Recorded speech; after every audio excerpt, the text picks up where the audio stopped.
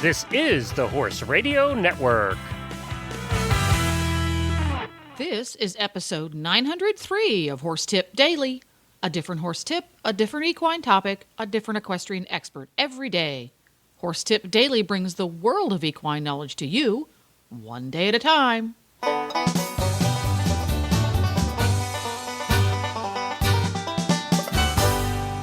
Greetings, horse people. Coach Jen here, and thanks for tuning in to Horse Tip Daily.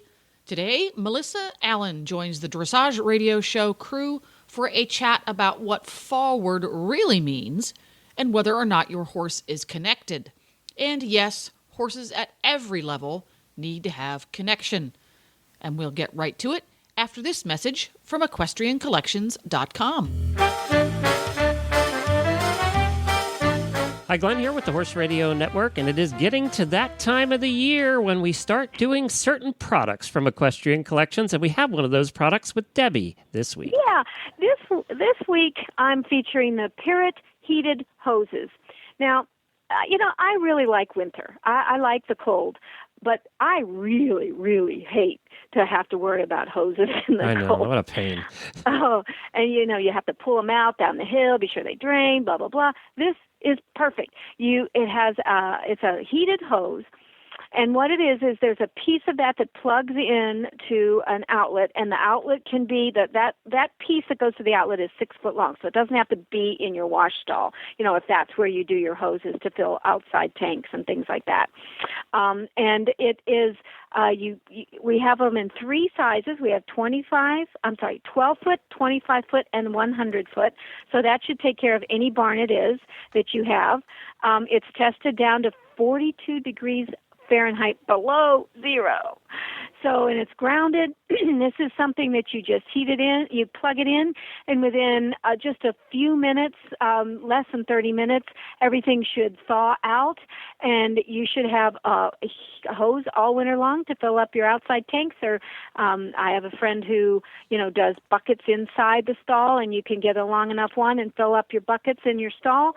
And I think this is going to be super. And this is the first year we've offered this, so we're really looking forward to getting some Parrot hoses out there, and I think that everyone will love them. I spent a lot of time with the guy who does these, invented these at the show last time, and what makes these a little bit different, there are other heated hoses out there that have a heated tape that's wrapped around the hose.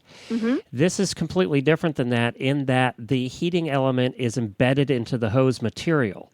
So that's what makes these, one, better, and two, safer than the other hoses that are out there. Yes, that's the thing that I was most concerned about, and these things are great. I think everybody who lives anywhere north of, say, Florida yes. should give these a try. Definitely, and you search for, it's PIRIT, just search for PIRIT at EquestrianCollections.com, and that'll bring up all the different hose sizes, 12, 25, and 100 feet, depending on what you need.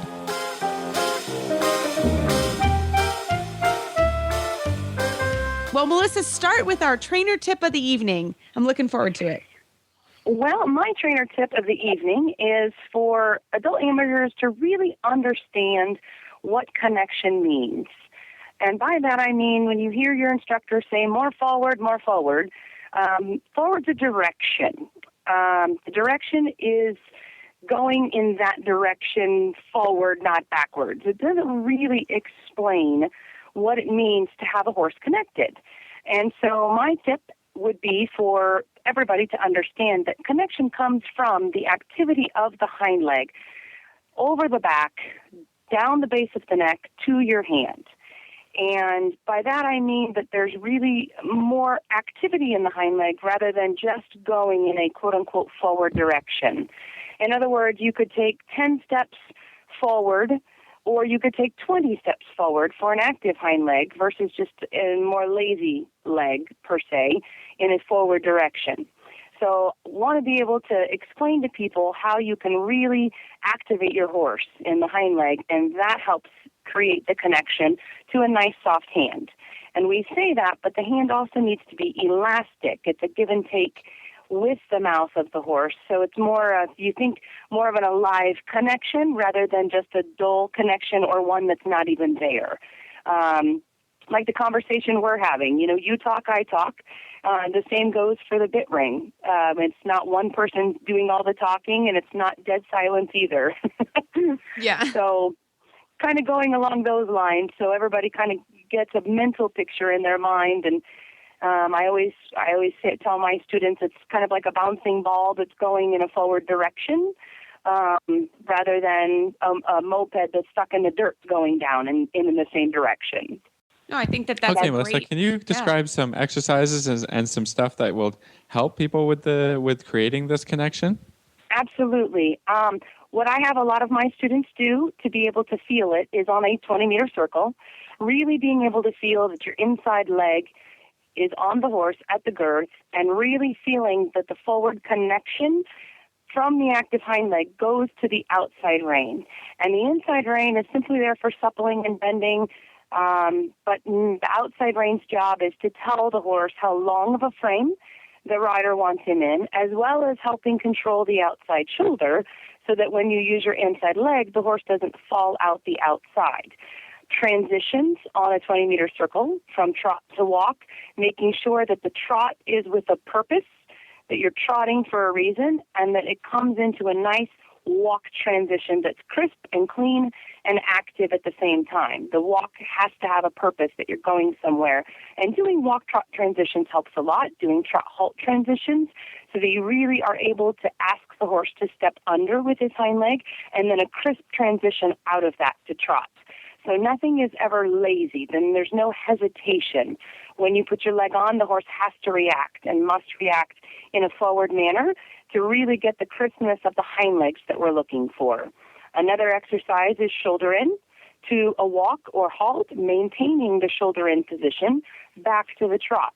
This increases the inside hind leg up underneath the horse's body, so you're able to activate that inside hind leg even more by doing transitions. And you can do the same transitions in canter to trot or canter to walk transitions. Those types of transitions come from the inside leg. You want to feel like you have a chute between your legs, and you want the energy to go straight between your legs, but you want to feel it come up the outside rein so that you really feel the shoulders staying up and in balance and level. No, I think that's a great, visual and a feeling. So tell us a little bit more, like when you feel a horse is connected, feel is one of those things that we can talk about all day long, and what you feel and what you describe is different. But can you tell us a little bit about, what do you feel when the horse is connected? Sure. When I feel a horse get connected, I feel, first of all, the activity of the hind leg is elevated from when say you warm up and the horse is just loosening its muscles versus when you're really getting into the work, that you should really be able to feel the hind legs quicken behind you. In your hand, you want a nice connection. You want to feel the horse's jaw, but you don't want it heavy and you don't want it non-existent. So basically what you want to be able to feel is that you can use your ring fingers and your wrists and your elbows in suppling the horse and being soft in your body and soft through your arm down to the horse's mouth, but that the horse is pliable in your hand, that I could flex a little to the outside and flex a little to the inside. If I don't quite feel the horse enough into my outside connection through the body, I'll sort of tip the ear to the outside, so to speak. So it's not an overbending to the outside. It's simply just being able to work that jaw a little bit and be able to say, can I straighten my horse? Can I flex him to the inside? Can I flex him to the outside? And by flexing, that's sort of if you picture mentally what I'm saying is the ear tips a little to the inside and the ear tips a little to the outside. It's more working the jaw and the poll, not necessarily overbending the horse's neck from his withers forward. You want to be able to feel like you can have that horse pliable in your hand. Once you feel like he's pliable in your hand, then your horse is connected. But you must have the hind leg coming through in order to get that feeling. I think a lot of people focus on the horse's quote-unquote frame or outline, but they forget about the hind legs. And that's what creates that connection, is the activity of the hind leg and the push from behind and forward. And any horse can do this. Any horse can achieve it. It's not just the FEI horses. Or, you talk about young horses. Young horses can start to learn how to be more developed in giving you that connection where they meet you in your hand and they're soft, but you, again, keep that connection alive, that you can play a little inside and play a little outside, and you feel them really give to the jaw and through the pole. And until you feel that, your horse is not honestly connected. Can you give us a little idea about the difference? We talk about this a lot, but the difference between activity and speed, because it's hard for introductory riders to understand that difference. That we don't necessarily want the horses to be running around the arena when we ask them to go forward, or when we ask the hind leg to get quicker.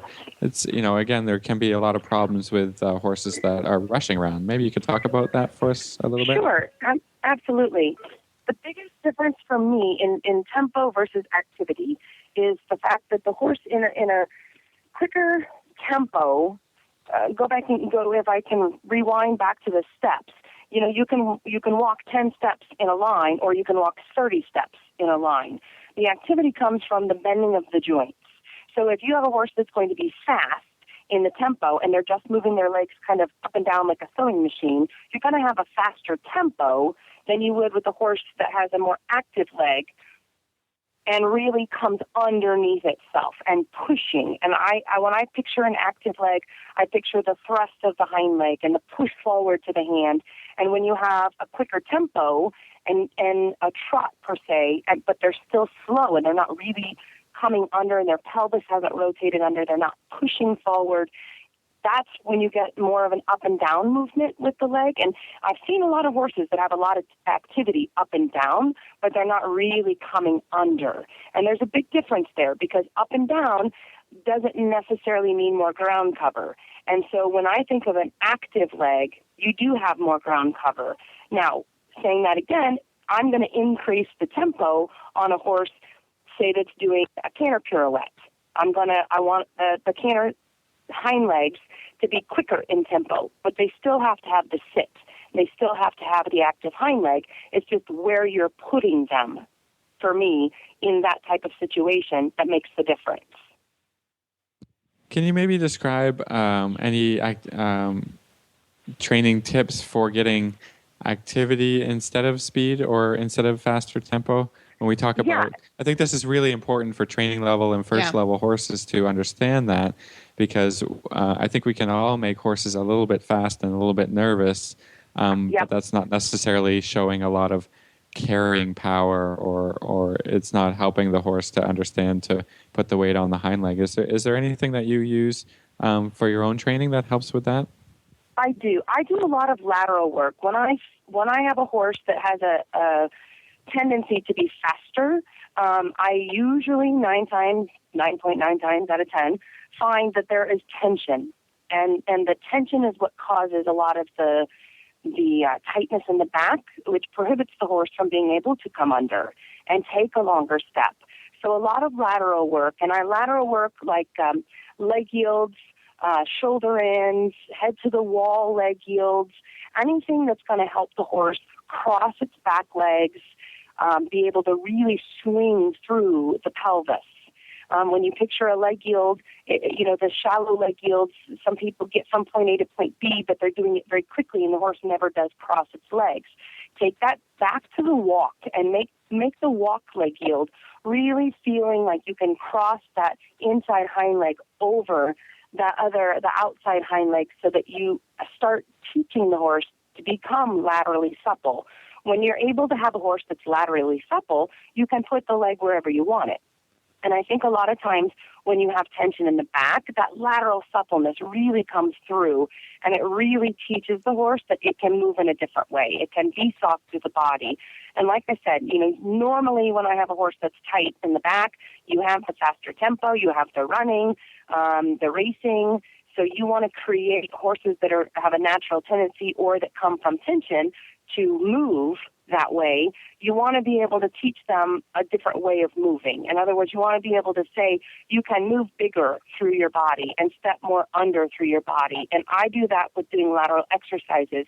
The other things I can do from the walk that are good, turns on the forehand. turns on the haunches. Those all create the horse to step over. And then you start to learn where the horse's feet are. You start to learn where you want to put the leg, and it teaches the horse where you want to put the leg. And I think that's where a lot of people succeed that have horses that are naturally quick like that, and it also helps relieve the tension. And once a rider feels that they can relieve the tension through the horse's body, it always opens up the horse's body, and they always want to move in a different way. And it's a completely different feeling than just sitting there and riding what the horse gives you. You're telling the horse where you want him. And I think a lot of horses respond to that really well, because a lot of horses don't know. You push it forward, it goes, okay, I'm going to go faster. And so by teaching it to say, no, I don't want you faster, I want you longer stepping, so that the stride gets longer, you start dictating where the horse is going to go, not just in a direction, not just a 20-meter circle. Literally, you're dictating exactly where every foot of that horse is going to fall.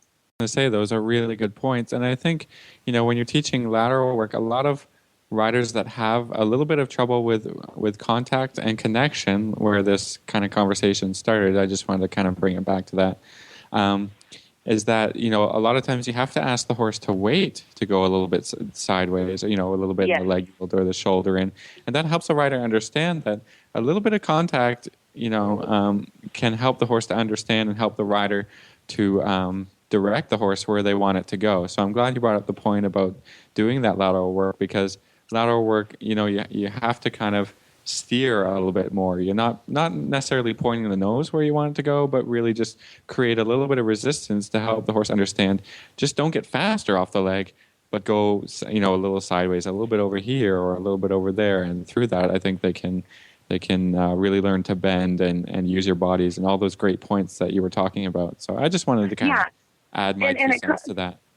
And coming back to that again, moving a horse laterally, it is about, whatever's going on behind the saddle, in front is where you feel it. I kind of say it's kind of stupid, but it's funny because everybody remembers it. You can sit in a car all day long and turn the steering wheel, but if you don't have an engine, you're not going to go anywhere. And it's sort of the same thing. If you're not paying attention to what's going on behind you, or if you're not able to feel what's going on behind you, then you're going to have a tougher time in the connection. Once you start feeling like, okay, I can feel the inside hind leg step over, then your outside rein comes into play. And then you're able with your inside rein to say, okay, bend a little bit and supple a little bit. They all work together, but it starts in the hind end. And if you have a horse that's moving quick, you can ask them to wait. Sometimes you have to slow the horse down to teach them how to swing. And I think that's the misconception. It's not just that you have to run the horse off its feet or do a leg yield in a fast tempo. You have to have the horse adjustable. And by adjustable, I mean really listening to your seat. And I think that's where riders really need to understand that they're the ones in control. Every time you're in the saddle, you're training. And so being aware of what's going on underneath you is the first step. Being able to fix it is something else. But paying attention to where and what you're trying to accomplish is going to just skyrocket your riding. Because once a rider realizes, oh, my horse is running, I need to slow it down and then ask him to move sideways so he can learn to swing. Not just do a leg yield with a horse that's going really, really quick behind. Or the other version, a lazy horse, where they're on the ground so long. And, you even have really nice movers, but they're really long. They need to learn how to quicken and come shorter. All of these exercises help that. So either situation, you have great exercises that you're able to put your horse into that will help for different reasons. Yeah, no, I love that you just brought in the lazy horse. I was gonna bring that up. That was gonna be my next comment was, I think a lot of riders chase a lazy horse. Instead of them getting quicker off the ground, they just get faster. And that is a huge problem when your trainer may say slow down. Well, actually, they don't necessarily mean slow down and have your horse be behind you or be lazy. They just mean that you're pushing the tempo too much and the horse won't be able to get quicker behind. So I loved how you brought that in, because I think that is your horses are either one or the other. And so it's nice to be able to kind of have a way to think about both. So that was well, great. yeah. I mean, we would all love to have the perfect horse that has the perfect tempo and the perfect rhythm, and I mean, that would be great. It's not our ideal world, and there's a lot of amateurs that do not have 5 days a week with a trainer watching them. And for those riders, I highly suggest you have a buddy, a husband, a friend, whatever, video you and really watch how your horse is moving. Is it slow? Is it a slow mover? It can be fancy, but it also can be slow and covering too much ground. They're on the lazy side, but those long, lofty legs are not going to get you to the FEI rank because you have to be able to shorten the horse. I mean, if you picture your horse 12 feet long, it needs to be 10 feet to really collect. You have to be able to start packaging your horse, and that all starts with the hind leg. And then again, what happens in front of the saddle is a result of what's going on behind you. And so I think, like I said, those exercises can help either horse in either direction. But, for an amateur, even if it has a trainer, to do a video is very eye-opening. You see, oh, my left hand's up a little more. Oh, I'm leaning forward a little bit. Oh, I need to do this. Oh, I need to do that. Oh, my horse isn't crossing over. Oh, wow, his tempo's faster than I really thought, or it's slower than I really thought. And there's so many educational videos now and tools out there for people to be able to look at and compare to that I really find that very helpful. I mean, I video my students all the time because I want them to see what we're doing and how it changed. And I think that's huge. Oh, I think that's great. I think that's and it was actually, we brought it up this last week in instructor certification, how even having an iPad or a cell phone that you can just take a quick video is sometimes very helpful. And so I love that tip as well. That is great. Yeah. Well, and for us trainers, it helps us because it's like, okay, I really did tell you a lot to put your hands down. Yeah, but sometimes, like you said, you can say it and then the light bulb goes off and it's great. So right. Great tips. Well, Melissa, thank you so much for coming on the radio show. How do our listeners find you? Melissa Allen Dressage. I have a website. I do clinics in the Midwest as well. And just give me a call or shoot me an email. Well, that pretty much takes care of it. You can find lots more tips on topics ranging from barn care to websites for horse people on horsetipdaily.com. Just look for the topics drop-down menu on the left. And you can listen to the Dressage Radio Show at dressageradio.com, where you can get all dressage geeky with Philip and Reese and enjoy the FleeceWorks Trainer Tip of the Week in its natural environment. And you can have all of the Horse Radio Network shows with you wherever you go now with our new free app for iPhone and Android. Just go to your app store and search Horse Radio Network. And don't forget to support our sponsors here on Horse Tip Daily because they make these podcasts possible. And Equestrian Collections, today's sponsor, has the Pirate Heated Hose. Need one of those this time of year. Have a great day, folks. The Horse Radio Network and the Horse Radio Network hosts are not responsible for statements of guests or their opinions. Use your own judgment when listening to the tips provided by the experts on Horse Tip Daily.